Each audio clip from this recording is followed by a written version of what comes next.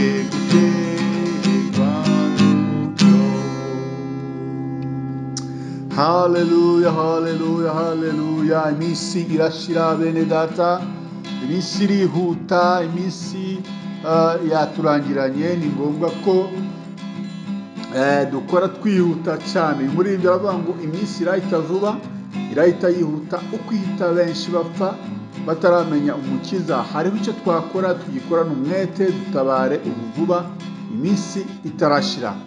Reka dusome ijambo ry'Imana twihuse mu rwandiko Pawulo yandikiye Tito. Ni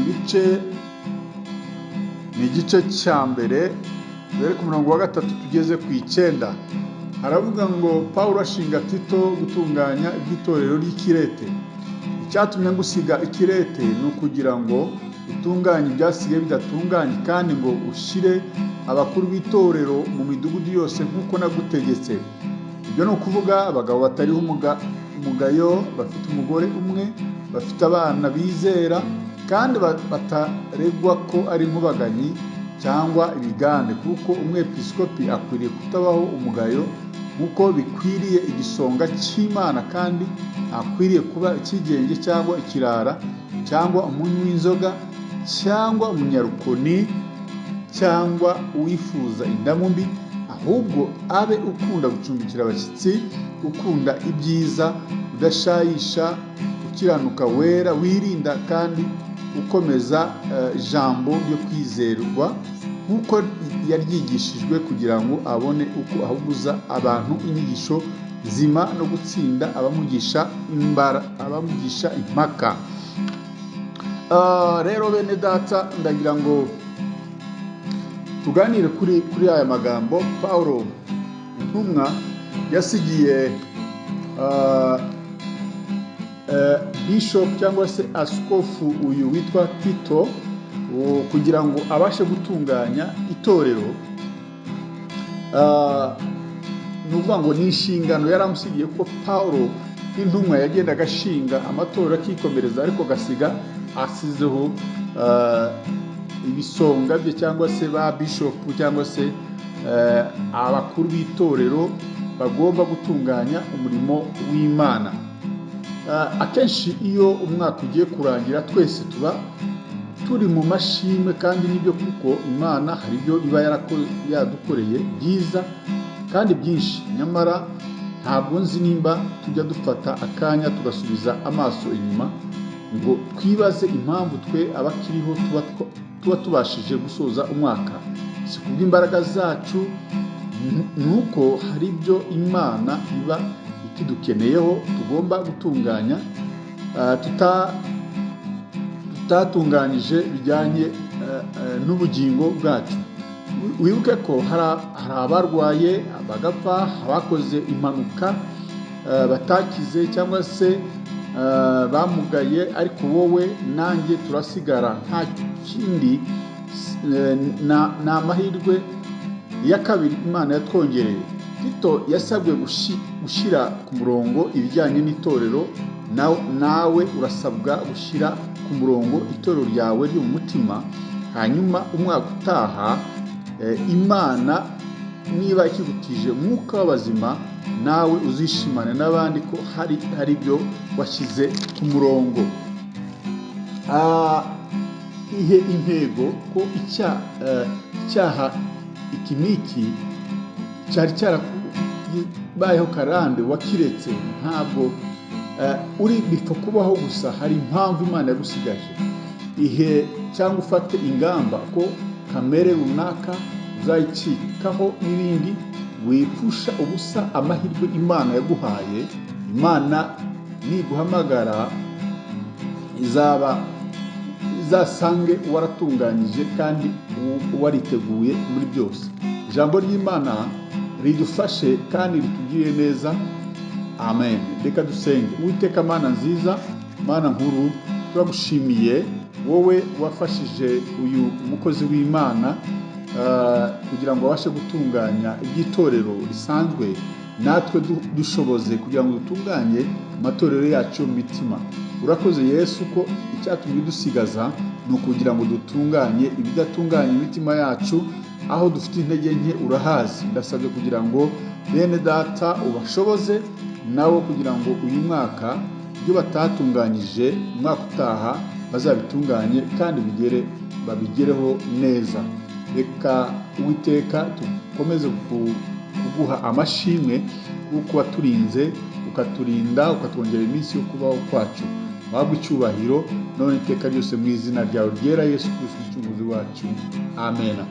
Mwari kumwe na mwene so Bishop Apollinaire Musafiri Gakombe, mushumba mukuru itorero The Evangelical Calvary Church of Rwanda ECCR. Mwese bifurije gusoza neza umwaka wa 2024 no kuzagira umwaka mushya wa 2025. Ndabakunda. Amen.